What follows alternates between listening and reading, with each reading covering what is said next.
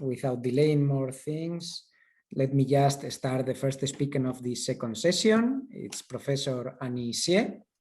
She's a research associate professor in the Department of Mechanical Engineering and Applied Mechanics at UPenn, and she's also the deputy director of the GRASP lab, that I assume almost everybody here knows.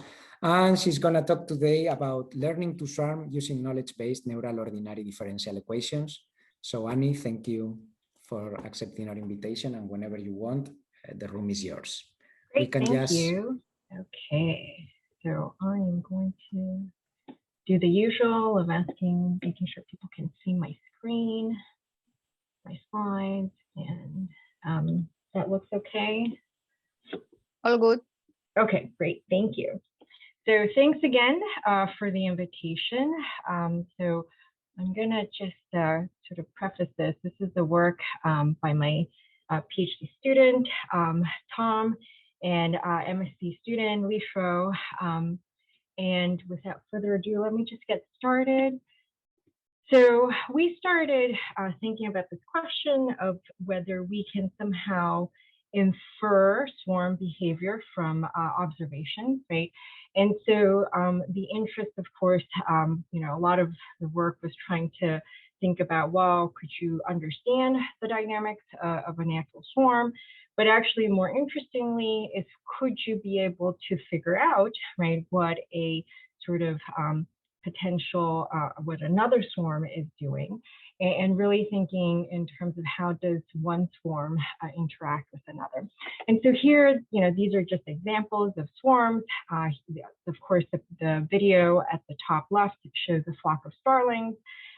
Here, the Camel robotic swarm that was developed in the GRASP lab a few years back. And then you have other natural swarms like ants trying to move their nests from one location to the other and linking their bodies to form bridges, which is the picture in the bottom left.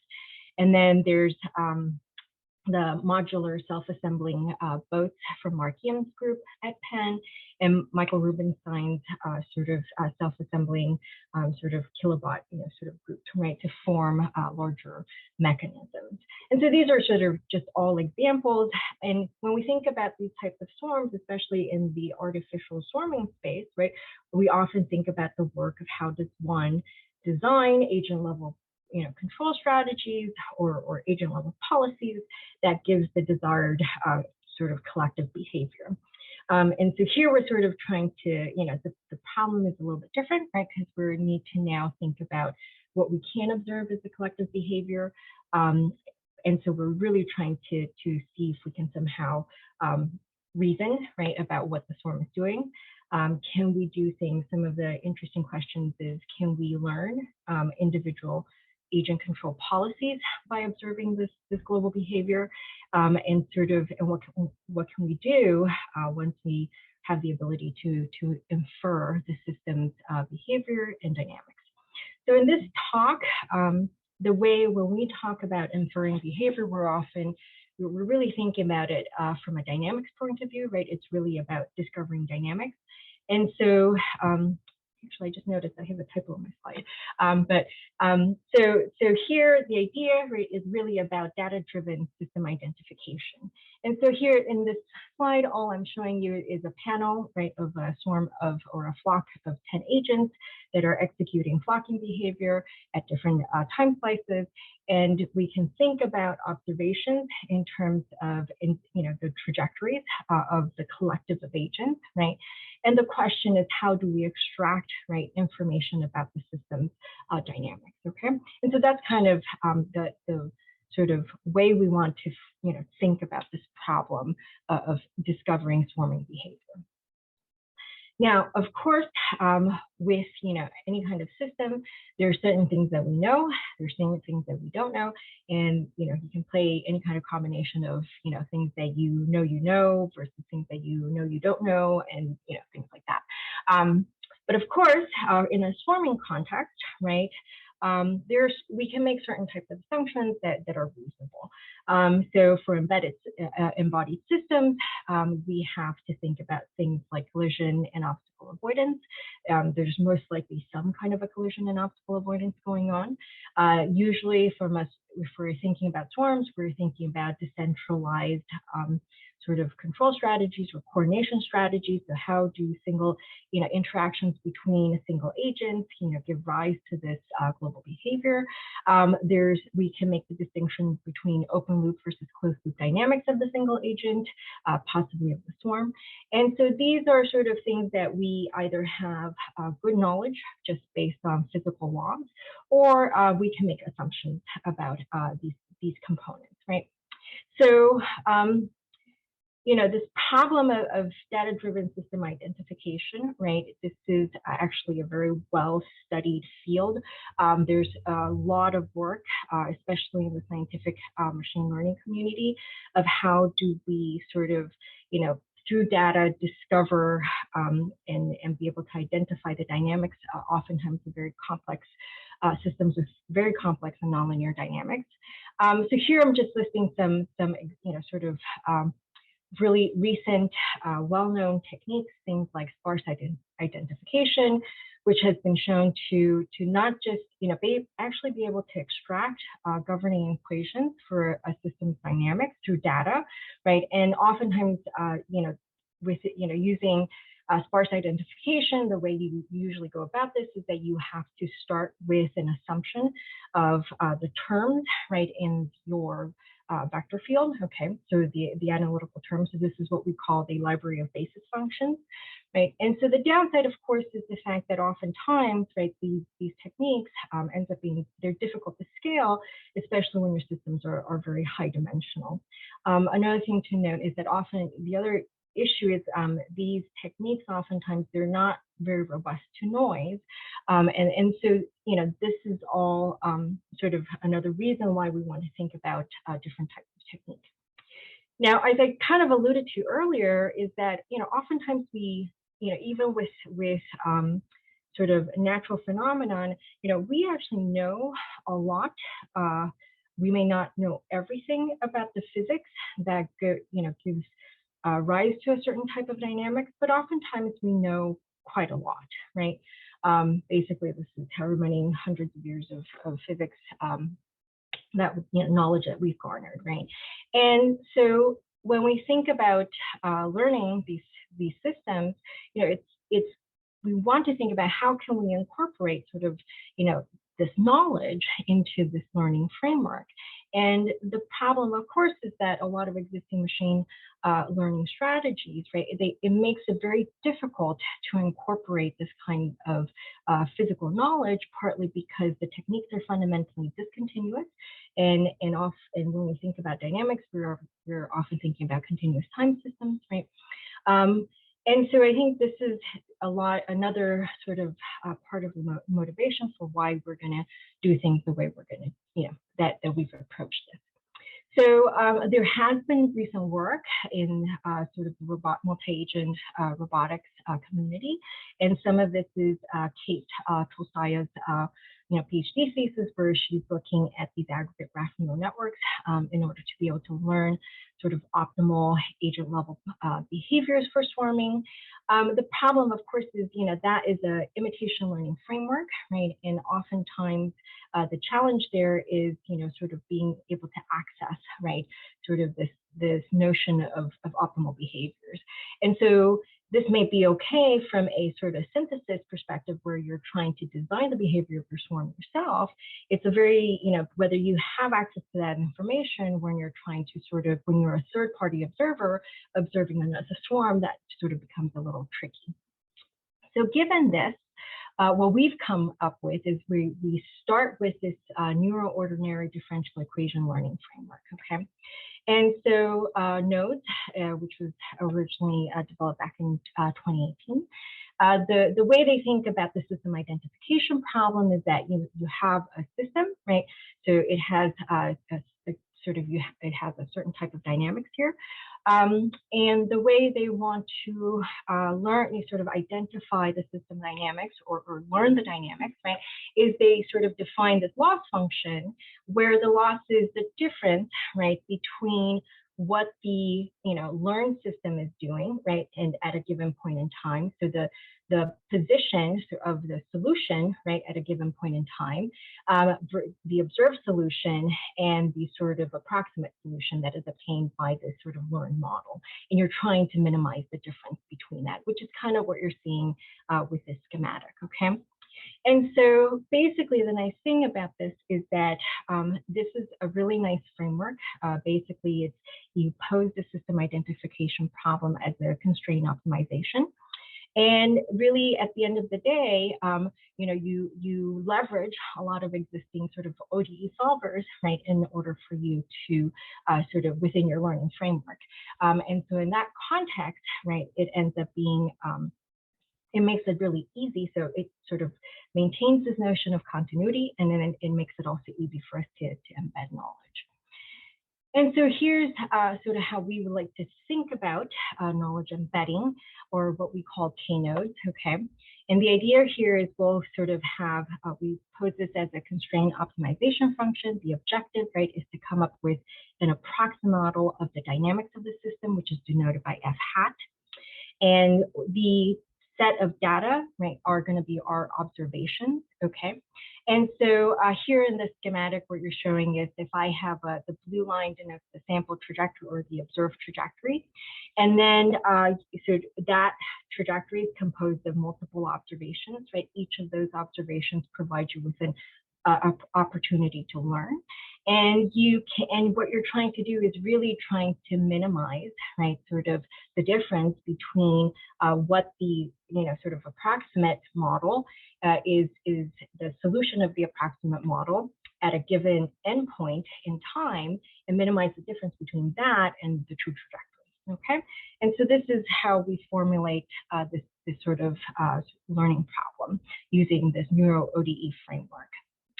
Now, the way we incorporate first principles then is we effectively sort of, so the learn model is going to be represented as a neural network. And let me pull up my sort of, there we go, my laser pointer. And then of course, any kind of physical knowledge that we have can be embedded in this form in terms of equations, right? And then we can sort of do some kind of a weighted average as the output, okay? And so in this sense, the way we do this, we can sort of take segments of the trajectory, and each of those segments becomes a training sort of one training data point, right? And then we employ this adjoint sensitivity method, which basically is a sort of a variational optimization approach, where all it requires us to do is to, at every point, right, so we can numerically solve our approximate model and evolve that further in time. And then we have to sort of solve the adjoint equations backward in time, and then we're trying to minimize the difference between the endpoints. And so through those two numerical solutions, we actually have a very efficient way to evaluate the gradient of this loss function. And so that provides us with a very efficient learning framework. So in addition to this ability to be able to embed physical knowledge, the other advantage of having this framework is that it actually requires a lot less training data for you to learn sort of the dynamics of any given system, which is another advantage from a sort of trying to do system identification of complex nonlinear systems. So here's some examples. So we actually came from this, not from a swarming perspective, but really trying to think about ways to learn systems that exhibit very complex spatial temporal dynamics. And so because of this, we've actually evaluated this framework, against, different types of sort of systems, standard systems that a lot of people like to use in this sort of scientific machine learning framework. So let me just show you a couple examples. So this is a chaotic Lorenz system. So this is a chaotic ODE, okay? The training data is shown here, encapsulated in this dotted red box. And the way to read this is that, this is a single trajectory that you're looking at. The start of the trajectory is in dark blue, and then the lighter colors denote sort of towards the end of the trajectory, or much further sort of time in the future, effectively. And so here, what we're seeing is that, and so now we have knowledge. So the knowledge that we're embedding is shown in the middle panel. And so this knowledge is that, so I'm showing you the equational form, okay? And this is in comparison to the truth system, okay? And so the knowledge here is basically, it has incorrect terms. If you look at it closely, it actually doesn't just have the wrong system parameters, but actually it even has, some of the, let me see, is this, no, this is the one where it just has the wrong system parameters, basically. And so the learned system is actually shown in C. And it's not just the learned system, but we've actually learned the dynamics, okay? And then we use this learned model and extrapolate the solution further out in time beyond the data encapsulated from the training data, beyond the time period, right? So the training data went from t equals to 0 to t equals to 8. And then what you're seeing in C is the extrapolation of the solution beyond t equals to 8 up to t equals to 28. And the idea here is that here what we're showing is that we're, the learned, now that you have this knowledge embedded, you actually can in fact learn the dynamics. And if you do a sort of 0-1 chaos test, what you're seeing is you're actually learning the chaotic, you are able to capture the chaotic dynamics of the true system. So here's another interesting thing. So I sort of briefly talked about Cindy and how Cindy is able to extract sort of functional descriptions of the system dynamics, and it does so by by actually fitting the data to a library of basis functions. And so here, the system in A is that, so this is the system that Cindy is able to fit the data to, assuming that you have all the correct terms in your library of basis functions, okay? However, if you miss some of the nonlinear terms, then the best solution Cindy can get to is shown in this sort of panel B, okay? So this is the output of Cindy when you have incomplete library. So now, systems sort of C is the knowledge we're going to embed into our K-Nodes learning framework. And if you look closely enough here, what you're seeing is the fact that, the knowledge that we're embedding is actually not good knowledge, in the sense that not only does it have bad system parameters, this is actually the system parameters extracted using Cindy. It actually has the incorrect nonlinear terms, okay, in this in our knowledge. And so, but even with that incorrect knowledge, this K-Nodes learning framework, the learned system can in fact sort of compensate, right, for this incorrect knowledge and actually learn the true dynamics, which in this case is, has the chaotic behavior. So again, if you apply the 0-1 chaos test, what we can show is in fact we are capturing sort of, the true behavior of the system. This is now why, so this is another reason why it's important, the knowledge embedding becomes important, and why it becomes important when you're thinking about learning to swarm. So here what we're showing is the fact that the ability to embed knowledge, sort of, another big advantage of that is the ability to, generalize this to different initial conditions, okay?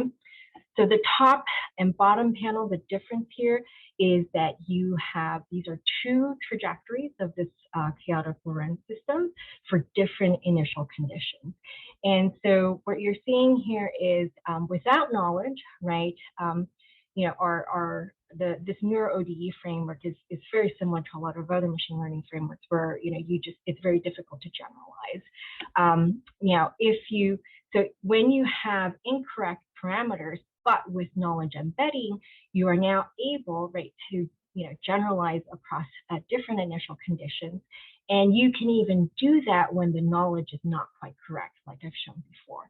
So in the last two columns, what you're seeing is that, the knowledge embedding, even though it's not perfect, knowledge, you're still gaining a lot.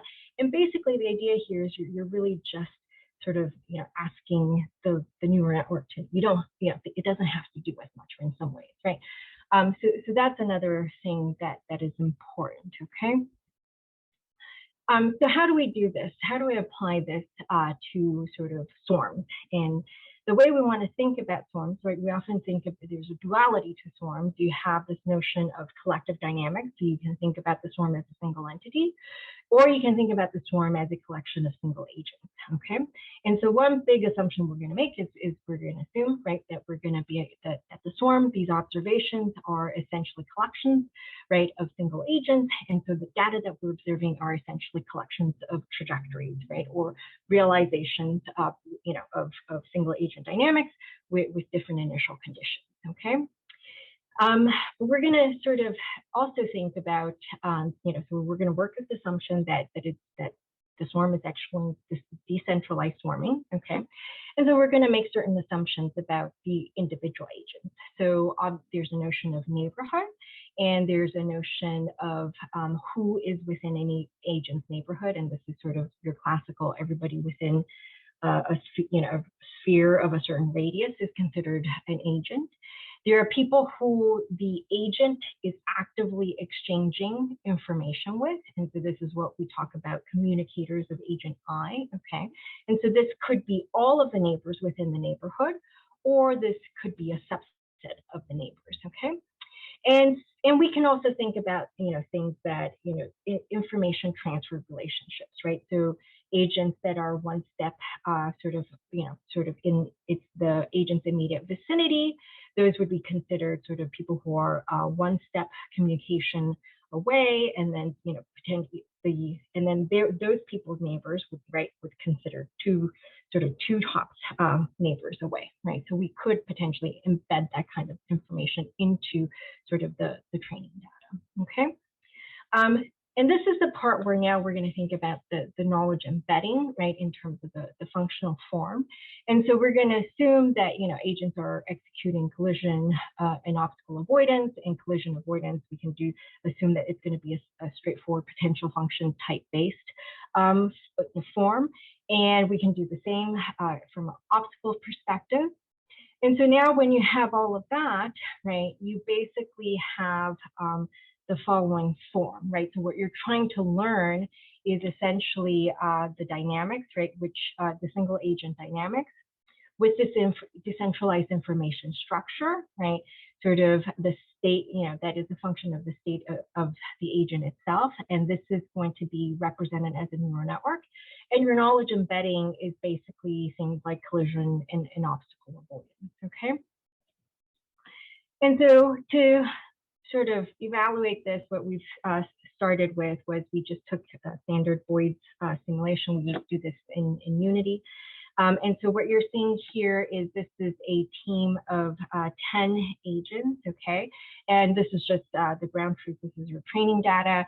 And what we're plotting here is we're plotting what we say the true mean field is basically the centroid of the swarm, okay? And so, here what you're seeing is the centroid sort of roughly tracks the center of the swarm as moving into space. We're going to come up, so we came up with a few evaluation metrics to determine whether we're doing a good job of learning to swarm, right? And this is, so we think about the average difference in velocity because, most oftentimes, right, when we're thinking about these kind of swarming behaviors in this particular sense with flocking, there's a notion of alignment and speed, average position difference. So this is trying to capture whether we are doing a good job of doing collision avoidance. Is the swarm splitting apart? And then sort of average minimum distance to a neighbor. So this is trying to capture the component that we assume is going into this flocking behavior. I'm not going to go into detail in terms of the training and the testing. This is just to show you how we're generating the training data and how we're doing the testing. But just to show you, this is ground truth is shown in orange, while the predictive sort of the testing, right, sort of results are shown in blue. So one thing that we, and you'll see in the video in a bit. So this framework, it's actually doing a pretty good job of capturing sort of that global behavior that we're seeing, right? So we do see the flocking behavior. What is not necessarily capturing is sort of the one-to-one matching, right, between agents at all times, okay? And I think that explains this shift in the difference between the ground truth and sort of the predictive values, right, for sort of the testing system, okay? And so this is just something that we are trying to, you know, and so I think it really depends on what we're trying to do. If we're trying to learn to flock, maybe this is okay. But if the goal is to actually trying to track and learn the sort of behavior such that it matches the single agents as much as we can, maybe this is not good enough, okay? So let's just show you some simulation results. So here is showing you the ground truth in orange again. And again, the orange cross is the sort of centroid of the flock. And then sort of this is now using that learned model, right? We applied to another set of 10 agents. And so now you can see that the blue, right? So the blue agents, you know, they exhibit that similar flocking behavior compared to the orange agents, that they don't necessarily land right on top of the orange agents. They don't track the orange agents, you know, sort of all the time, right? But what is really cool about this is that, you know, we ask this question, well, if we can learn, right, the single agent dynamics, then, and we have this K-nodes framework, can we now apply this to a larger team of agents? And so what you're seeing now is applying this learn model, right, to a team of 50 agents. And what you're seeing here is that, you know, overall, let me see if I can play this again. And see if I could do, I might just go back and come back here. And let me get rid of my laser pointer here. Do that. There we go. So I'll let this play. But the idea here is that, you know, we're not, what you're not seeing, right? So we seem to be able to flock, but we don't necessarily, maybe not staying as cohesive as we might like to stay. Let me just try this again, see if I can get this, just play. There we go. Okay, so if you look at this again, I'm just gonna play this again. I only have about one more slide, so I'll take a look. And so what we're seeing is the fact that there seems to be some kind of a splintering, a bit in the middle, but they do eventually come back together. And so this is the part where we're kind of trying to figure out what's going on, how we can improve some of these things.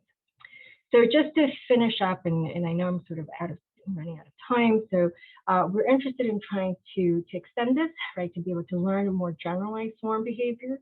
And so right now, the videos that I've shown you, there is some obstacle avoidance because we put a bounding box around the workspace. And so the agents are not sort of bouncing out of the workspace, right? But we would like to actually have real obstacles within the environment. And then trying to be able to understand how, you know, different forms of knowledge can affect the learning, and then try to be able to do a better analysis to figure out whether we're actually, you know, really learning how to swarm, right, and being able to figure out how does one go from dynamics and be able to think about things like inferring behavior. So I'm going to conclude my talk there. Thank the sponsors, and, you know, take any questions from the audience. Thank you very much, Annie. Very interesting talk. We have maybe, well, several hands. No, these are claps. I thought already people raising hands for questions. Well, we have time for one or two very quick questions to keep more or less on track. So anybody in the audience who wants to ask something, feel free to either raise your hand or unmute yourself. Well, I actually wanted to ask because, so I see that you are learning, no, the function that describes the dynamics, but what I didn't understand or get completely is how you encode it, no? Because at some point you talk about some basis functions, so it's like you have a predefined set of possible functions and you learn the constants, or how exactly? So basically that's how Cindy does it, right? So you have a set of basis functions, And then basically you're learning the system parameters. You're trying to figure out which of these basis functions does the best job of fitting to yours. So I think this is right, which is why you see these like, really, what's the difference between 9.9 versus 9.913, right? So that's this sparse identification framework. In our framework, the function is actually a neural network. So we use the neural network as the representation for this function. Okay. And so when you have knowledge, basically, it's basically you have this sort of weighted matrix that weights the output of the neural network with whatever knowledge. What you actually get is the value of the derivative, not the function itself, but the evaluation of the function. Okay. Exactly. I didn't get that part. Yeah. Wonderful. Any other questions? Then thank you again, Annie, for your talk. Thank you. It was a pleasure having you.